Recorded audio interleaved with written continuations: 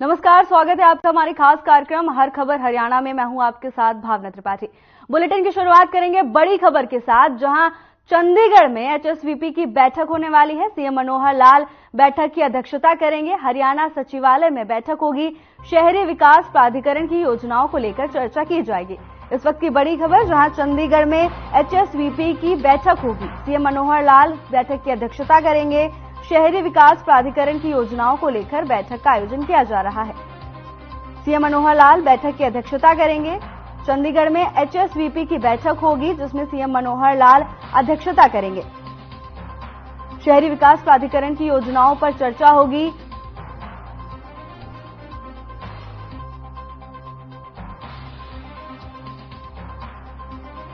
इस वक्त की बड़ी खबर, चंडीगढ़ में एचएसवीपी की बैठक की जाएगी। हरियाणा सचिवालय में होगी बैठक। शहरी विकास प्राधिकरण की योजनाओं को लेकर बैठक का आयोजन किया जाएगा। सीएम मनोहर लाल बैठक की अध्यक्षता करेंगे। हरियाणा सचिवालय में बैठक का आयोजन किया जाएगा। चंडीगढ़ में एचएसवीपी की बैठक की जाएगी। शहरी विकास प्राधिकरण की योजनाओं को लेकर बैठक का आयोजन किया जा रहा है। बैठक में शहरी विकास प्राधिकरण की योजनाओं पर चर्चा की जाएगी। चंडीगढ़ में एचएसवीपी की बैठक का आयोजन किया जा रहा है। हरियाणा के मुख्यमंत्री मनोहर लाल की अध्यक्षता में हुई high power workers purchase committee की बैठक में 800 मेगावाट यूनिट की क्षमता के नए लगने वाले Deenbandhu Chhotu Ram thermal power plant Yamunanagar को बनाने के लिए टेंडर का कार्य भारत हेवी इलेक्ट्रिकल्स लिमिटेड को 5900 करोड़ रुपए में देने की अनुमति प्रदान की गई। बीएचईएल के इस कार्य को 57 महीने की समयावधि में पूरा करेगी। बैठक में बिजली मंत्री रणजीत सिंह भी मौजूद रहे।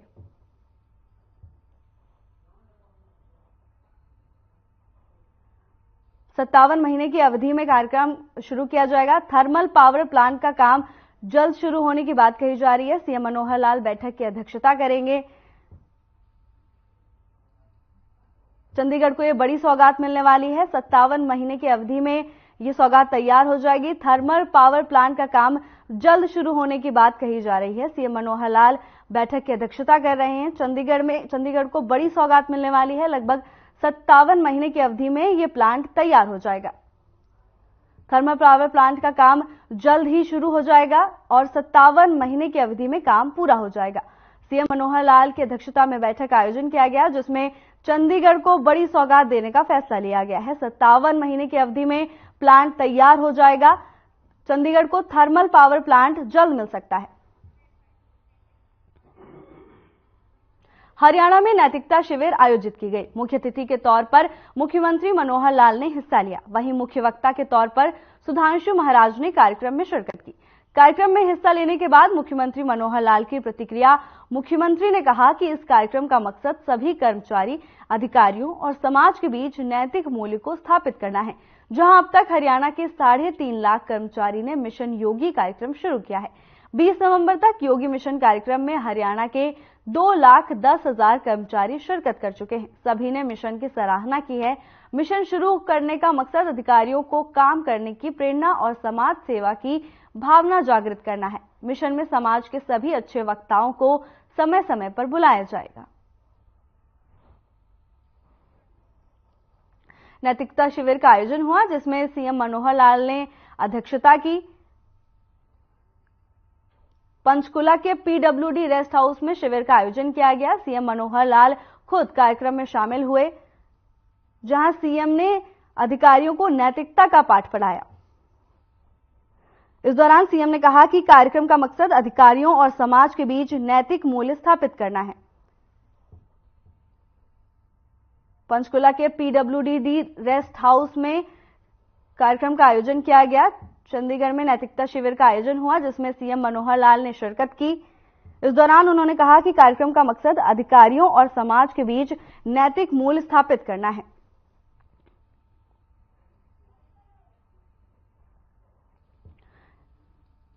पंचकुला में नैतिकता शिविर का आयोजन किया गया, जिसमें सीएम मनोहर लाल ने अध्यक्षता की।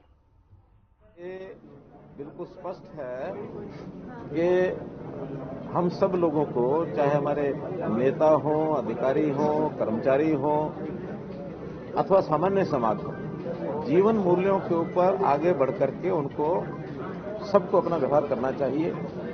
अब चूंकि सरकार के साथ आम जनता का व्यवहार जो होता है उसमें बहुत सी बातें ऐसी होती जो सुधार की गुंजाइश है। तो उन चीजों को ध्यान में रखते हुए प्रदेश भर में हमने जो हमारे 3.5 लाख सरकारी कर्मचारी हैं उनको कर्मयोगी मिशन, इसके अंतर्गत हरियाणा कर्मयोगी का एक कार्यक्रम चलाया है।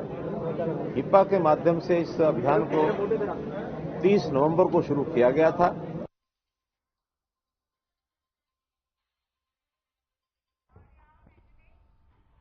सीएम मनोहर लाल ने प्रदेश में ओलावृष्टि से फसलों में हुए नुकसान को लेकर बड़ा ऐलान किया है। सीएम ने फसलों में हुए नुकसान की स्पेशल गिरदावरी के आदेश दिए हैं, जिसके बाद किसानों को नुकसान का मुआवजा दिया जाएगा। अभी जैसे पिछले 3-4 दिन में हरियाणा भर में वर्षा भी हुई है और कई ओलों की भी ऐसी ओलावृष्टि जो हुई उसके कारण से कुछ जिलों में फसलों का नुकसान हुआ है। आज ही हमने ऐसे स्थानों पर जहां ओलावृष्टि से फसलों का नुकसान हुआ है ऐसे क्षेत्रों में स्पेशल गिरदावरी के आदेश कर दिए हैं। उन सब किसानों को यानी जिनका ओलावृष्टि के कारण से नुकसान हुआ है स्पेशल गिरदावरी करा करके उनको मुआवजे का भुगतान किया जाएगा। कांग्रेस के एसआरके ग्रुप की जन संदेश यात्रा के दौरान रणदीप सुरजेवाला ने सरकार को घेरते हुए कहा कि डमरू बजाने वालों को सत्ता पर बैठाया है। इस दौरान कुमारी शैलजा ने कहा कि राम कब से बीजेपी आरएसएस के हो गए।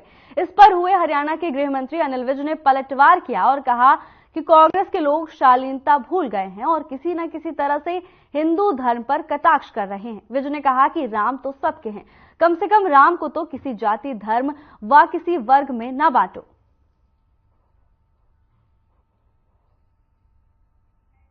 कांग्रेस के एसआरके ग्रुप की जन संदेश यात्रा के दौरान वार पलटवार का दौर जारी रहा, जिसमें अनिल विज ने कांग्रेस के लीडर रणदीप सुरजेवाला के बयान पर पलटवार किया। रणदीप सुरजेवाला ने सरकार को घेरा, जिसको लेकर अनिल विज ने भी उन पर पलटवार किया।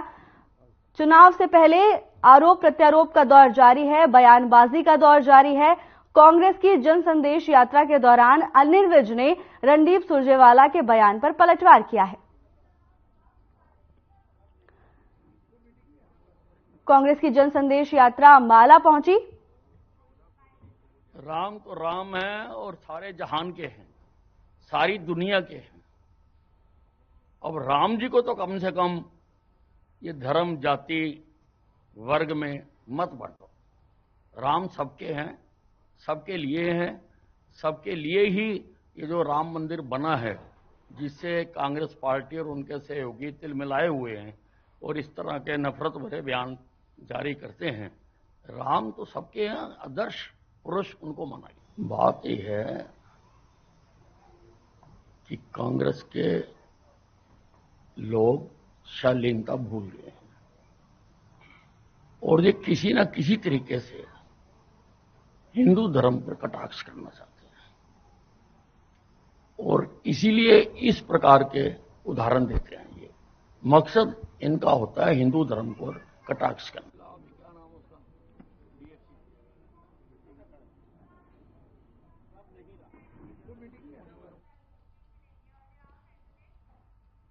पंचकुला के बीजेपी जिला अध्यक्ष दीपक शर्मा द्वारा प्रदेशाध्यक्ष नायब सैनी की अनुमति से बीजेपी जिला पंचकुला की जिला पदाधिकारियों की नियुक्ति की गई और सभी नवनियुक्त पदाधिकारी को शुभकामनाएं दी गई। चंडीगढ़ में जिला पदाधिकारियों की नियुक्ति की गई। नायब सैनी की अनुमति से पदाधिकारियों की नियुक्ति की गई, इसके साथ ही उन्हें शुभकामनाएं भी दी गई।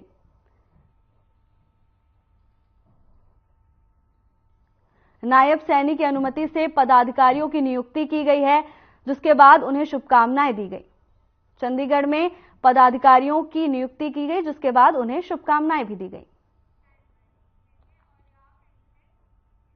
हरियाणा के गृह एवं स्वास्थ्य मंत्री अनिल विज अपने अंबाला स्थित आवास पर प्रदेश के विभिन्न जिलों से आए सैकड़ों लोगों की समस्याओं को सुना, जिसमें हिसार निवासी फरियादी को मोबाइल पर आपराधिक तत्वों द्वारा जान से मारने की धमकियां दिए जाने के मामले में कड़ा संज्ञान लिया है। उन्होंने इस मामले में हिसार रेंज के आईजी को हिसार छोड़ अन्य जिले से एसआईटी गठित कर मामले में जांच के निर्देश दिए। इसके साथ ही कुरुक्षेत्र से आए रिटायर्ड सूबेदार ने गृह मंत्री को उसकी जमीन पर कब्जे की शिकायत दी। उसने बताया कि इस मामले में पुलिस कार्रवाई नहीं कर रही है।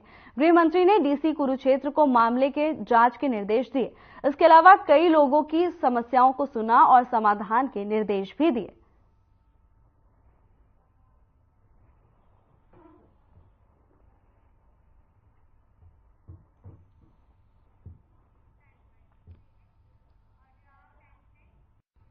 खबर यमुनानगर से है, जहां साडोरा विधानसभा क्षेत्र से विधायक रेणु बाला ने बिलासपुर अनाज मंडी में न्याय यात्रा रैली आयोजित की, जिसे लेकर पूर्व केंद्रीय मंत्री कुमारी शैलजा ने कहा कि ये यात्रा न्याय की यात्रा है, लोगों का दुख दर्द सुनाने, सत्ता परिवर्तन लाने की यात्रा है, जो हरियाणा के लगभग प्रत्येक हिस्से में जा चुकी है, जिससे उन्हें भारी समर्थन मिला है। अपने संबोधन में कुमारी शैलजा ने कहा कि चुनाव सिर पर है, सभी कार्यकर्ताओं को जमीन पर उतरकर मेहनत करनी होगी। दूसरे चरण में फिर से वो कांग्रेस कार्यकर्ताओं के और लोगों के बीच में जाएंगे। उन्होंने कहा कि यात्रा अपने लिए नहीं, बदलाव और सेवा करने का मकसद लेकर शुरू की गई है।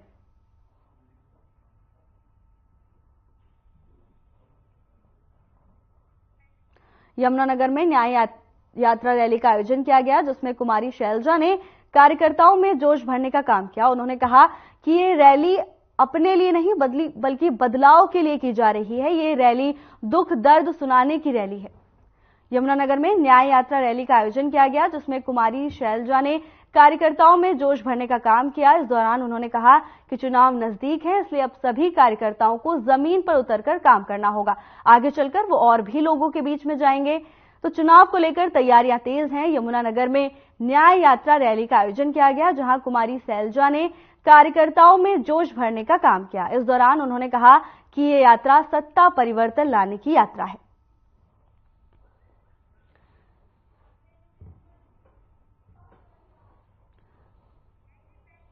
कुमारी शैलजा ने कहा कि ये कार्यकर्ताओं के साथ उनमें जोश भरने का काम किया। इस दौरान उन्होंने कार्यकर्ताओं को चुनाव में अच्छा परफॉर्म करने के लिए प्रोत्साहित किया। चुनाव नजदीक है, ऐसे में सभी पार्टियों ने अपनी कमर कस ली है, जिसको लेकर कांग्रेस भी एक्टिव मोड में नजर आ रही है। ये कार्रवाई ईडी आज के दिन आपने देखा है, चाहे नेता हो, चाहे इवन मीडिया के कुछ लोग, चाहे बिजनेस के लोग हों, जो इनको लगता है कि इनकी लाइन का नहीं है या इन्होंने किसी को कुछ दिखाना है या किसी की आवाज को दिखाना या आपको दिखाने के लिए इनको कुछ करें, ये एक उस तरह के हथियार बना लिए हैं। सरकार जैसे चाहे, ये तानाशाह सरकार है, ये उसी की उसका एक हिस्सा है।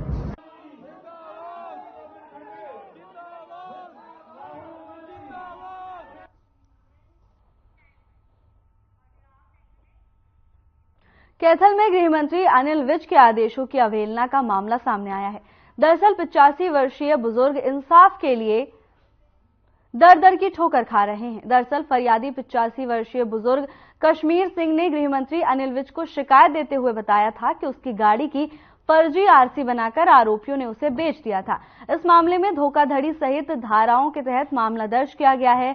बुजुर्ग का आरोप था कि इस मामले में पुलिस ने अब तक केवल एक आरोपी को गिरफ्तार किया है, जबकि फर्जी आरसी बनाने वाले और गाड़ी खरीदने वाले 2 अन्य आरोपियों की गिरफ्तारी नहीं हुई है। इस मामले में गृह मंत्री अनिल विज ने कैथल एसपी को तुरंत प्रभाव से सिविल लाइन थाना एसएचओ को लाइन हाजिर करने के निर्देश दिए थे।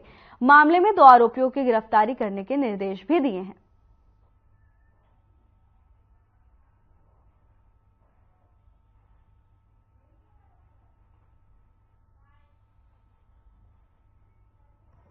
मामला साडा गड्डी ना कराई है, पिंड का बंदा राजिंदर जी ने ना कराई है, उन्होंने पेश करता है, दूजे मुलजिमान पेश नहीं कर रहे। तो कब मिले थे? मैं 2 तरीक ਨੂੰ ਗਿਆ ਹਾਂ ਉੱਥੇ ਅਮਾਲੇ ਨੀਲ ਬਿਜ ਦੇ ਪੇਸ਼ ਹੋਇਆ ਹਾਂ ਜੀ, ਨਾਲ ਨੀਲ ਬਿਜ ਨੂੰ ਮਿਲਿਆ ਸਾਂ। ਉਹਨਾਂ ਨੇ ਇਹ ਗੱਲ ਕਹੀ ਸੀ ਭਈ ਇਹਨਾਂ 2-4 ਦਿਨਾਂ ਦੇ ਵਿੱਚ ਨਾ ਮੁਲਜ਼ਮਾਂ ਨੂੰ ਪੇਸ਼ ਕਰ ਦੇਣਗੇ। ਅੱਜ ਮੈਂ ਗਿਆ ਆਪਣਾ 21 ਸੈਕਟਰ ਚ ਥਾਣੇ ਦੇ ਵਿੱਚ ਗਿਆ ਮੈਂ, ਉਹ ਮੈਡਮ ਹੈ ਐਸਐਚਓ, ਥੋੜਾ ਜਿਹਾ ਅੱਗਾ ਪਿੱਛਾ ਕਰਦੇ ਨੇ ਪਏ, ਉਹਨਾਂ ਨੂੰ ਪੇਸ਼ ਕਰ ਨਹੀਂ ਰਹੇ, ਟਾਲ ਮਟੋਲੇ ਕਰ ਰਹੇ ਨੇ, ਟਾਲ ਮਟੋਲੇ ਕਰ ਰਹੇ ਨੇ, ਉਹਨਾਂ ਨੂੰ ਪੇਸ਼ ਨਹੀਂ ਕਰ ਰਹੇ।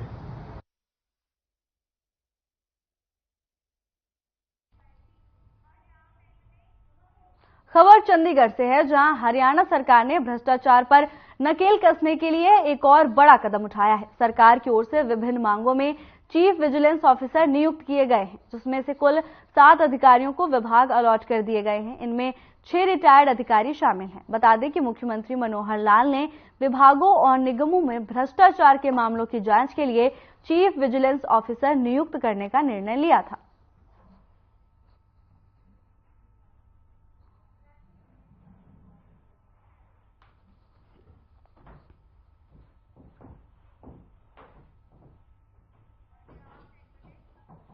मुख्य सचिव संजीव कौशल ने सोमवार को चंडीगढ़ में केंद्रीय आवास और शहरी मामले मंत्रालय की उच्च स्तरीय समिति और हरियाणा के नगर एवं ग्राम आयोजना विभाग द्वारा शहरी नियोजन पर आयोजित हरियाणा कॉन्क्लेव का उद्घाटन किया। इस अवसर पर उन्होंने कहा कि हरियाणा हजारों वर्षों की प्राचीन विरासत को समेटे हुए है। राखीगढ़ जैसे स्थल हमारे पूर्वजों की अनूठी शहरी नियोजन क्षमता का प्रमाण है। इसके अलावा उन्होंने कहा कि हितधारकों से नवोवेशी समाधान अपनाने और बदलते डायनेमिक्स के अनुरूप ढलने का आग्रह किया।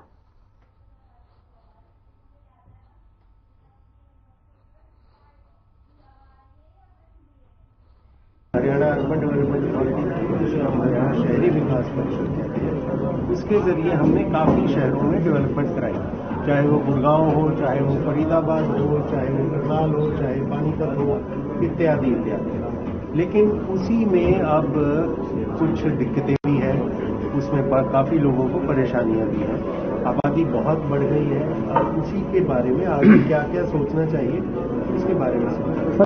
ये प्लानर्स इम्प्लीमेंट करने के लिए प्रैक्टिशनर्स एक अलग सेट ऑफ।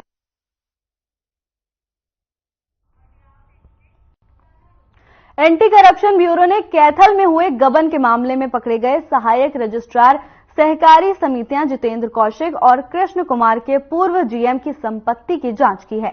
आधार कार्ड के जरिए इनके नाम पर दर्ज संपत्तियों के अलावा बैंक ट्रांजैक्शन और परिवार के लोगों के नाम संपत्ति और राशि देखी जा रही है। एसीबी इन सभी आरोपितों का कॉल डिटेल रिकॉर्ड खंगाल रही है, ताकि आगे गबन से जुड़े लिंक देखे जा सके। जिले के 34 पैक्स जांच के दायरे में गबन की जड़ तक पहुंचने के लिए एंटी करप्शन ब्यूरो ने जिले में सभी पैक्सों का रिकॉर्ड तलब किया है। इसके लिए सोमवार को टीम ने संबंधित कार्यालय का दौरा किया और रिकॉर्ड के लिए आधिकारिक तौर पर पत्र सौंपा। अभी तक की जांच में 34 ऐसे पैक्स चिन्हित किए गए हैं जिनमें गबन को अंजाम दिया गया है।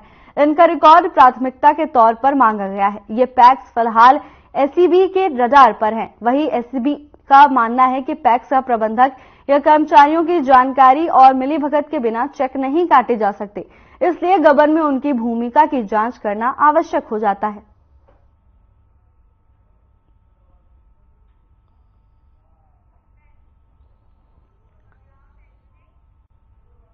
कोहन गांव के कृष्णा टेक्सटाइल फैक्ट्री में अचानक आग लग गई, जिसके बाद फैक्ट्री में पड़ा करोड़ों रुपए का माल धू धू करके जल गया। आग इतनी भयानक थी कि फैक्ट्री की दीवारें भी गिरनी शुरू हो गई। फैक्ट्री में 4 मशीनें लगी हुई थी। प्रत्येक मशीनों की कीमत 40 से 50 लाख रुपए है। वहीं 5 से 5.5 करोड़ के नुकसान का अनुमान लगाया जा रहा है। फैक्ट्री के हालात देख फैक्ट्री मालिक भी बिलखते हुए नजर आए। जिस वक्त आग लगी उस समय फैक्ट्री में काम चल रहा था। आग लगने के बाद फैक्ट्री में अफरा तफरी मच गई। आग बुझाने का प्रयास किया गया, लेकिन आग पर काबू नहीं पाया जा सका। वहीं सूचना के 1.5 घंटे बाद फायर की गाड़ी पहुंची और आग पर काबू पाया, लेकिन तब तक काफी सामान जलकर राख हो गया था।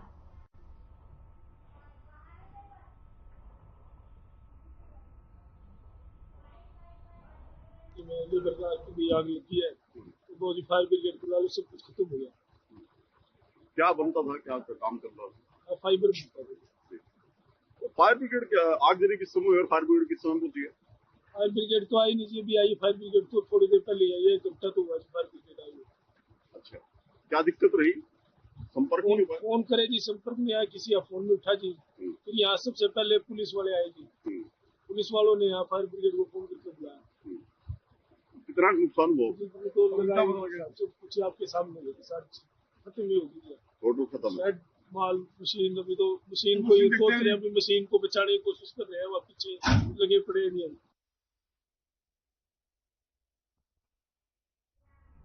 हरियाणा के सरकारी स्कूल के बच्चे पढ़ाई और अपने स्कूल के लिए अनुभव साझा कर सकें, इसके लिए शिक्षा विभाग ने ट्विनिंग कार्यक्रम रखा है। इस कार्यक्रम को सफल बनाने के लिए प्रदेश के सरकारी स्कूलों के बच्चों को सरकारी स्कूलों में ले जाया जाता है। इसी संदर्भ में राजकीय वरिष्ठ माध्यमिक विद्यालय के बच्चों को राजकीय कन्या वरिष्ठ माध्यमिक विद्यालय बलियाली ले जाया गया। बलियाली के बच्चों ने सुई के बच्चों का स्वागत किया। इसके साथ ही बच्चों ने एक दूसरे के स्कूल के बारे में जानकारी हासिल की और एक दूसरे के साथ खेल खेले, फिर एक दूसरे के साथ बैठकर खाना भी खाया। इस दौरान राजकीय वरिष्ठ माध्यमिक विद्यालय बलियाली के प्राचार्य जयवीर सिवाच ने बताया कि सरकारी स्कूल के बच्चे एक दूसरे से मुलाकात करने आए हैं और काफी खुश हैं। वहीं सुई स्कूल के प्राचार्य राजेश कुमार ने बताया कि ये शिक्षा विभाग का काफी अच्छा फैसला है।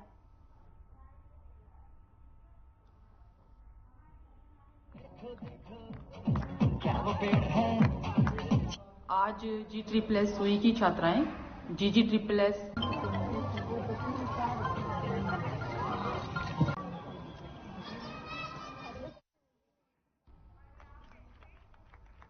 बीते दिनों भिवानी के जुई नहर के पास अपने 4 दोस्तों के साथ घूमने आया 16 वर्षीय अतुल अचानक ही नहर में गिर गया। पानी का बहाव तेज होने की वजह से नहर में डूब गया। दोस्तों के चिल्लाने पर आसपास के लोग वहां जमा हो गए। एनडीआरएफ की टीम ने भी अपना सर्च अभियान शुरू किया।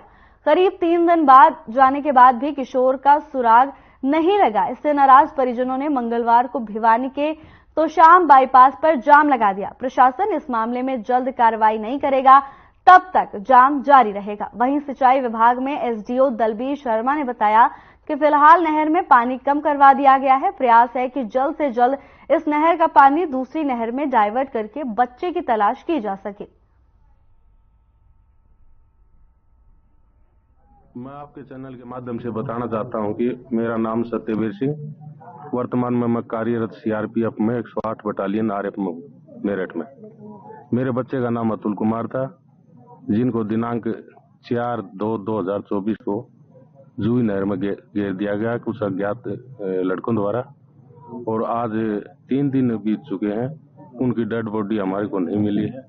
इसके लिए मेरा पूरा गांव परेशान है और प्रशासन की तरफ से हमारे को झूठा आश्वासन मिलता है। धन्यवाद। क्या मांग करते हो?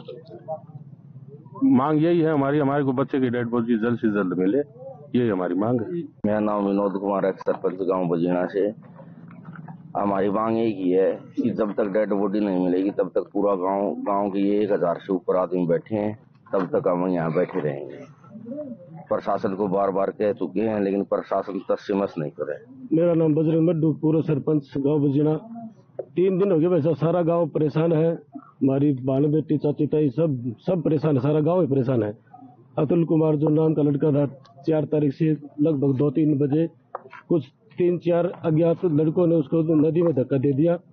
और सारा प्रशासन से हम बार बार अपील कर रहे हैं, प्रशासन हमारी कोई मदद नहीं कर रहा। तो आज फिर हमने लास्ट में एक कदम उठाया, सारा गांव भाई आज रोड जाम करे तभी हमारा समाधान होगा। हमारी मांग ये है प्रशासन से, इस नदी का पानी रोका जाए और बच्चे की डेड बॉडी तभी मिल सकती है। 3 फरवरी की बात है कि 5 बच्चे अपने घर से घूमते घूमते डाबर कॉलोनी के रहने वाले थे, तो जुई फीडर के पास ये पक्के ट्रक के ऊपर घूम रहे थे।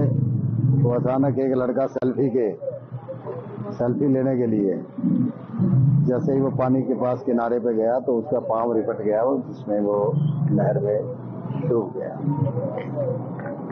तो उसी दिन से लेकर अब तक जो है वो तलाश की जा रही है। एनडीआरएफ की टीम भी बुलाई गई है। 10 किलोमीटर आगे जो है वो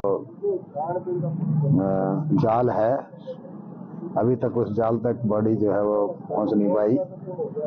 10 किलोमीटर पीछे का जो इलाका है, जुई फीडर 10 फुट गहरा पानी इसमें होता है, 10 फुट 11 फुट 6.5 क्यूसेक पानी जो है इसमें।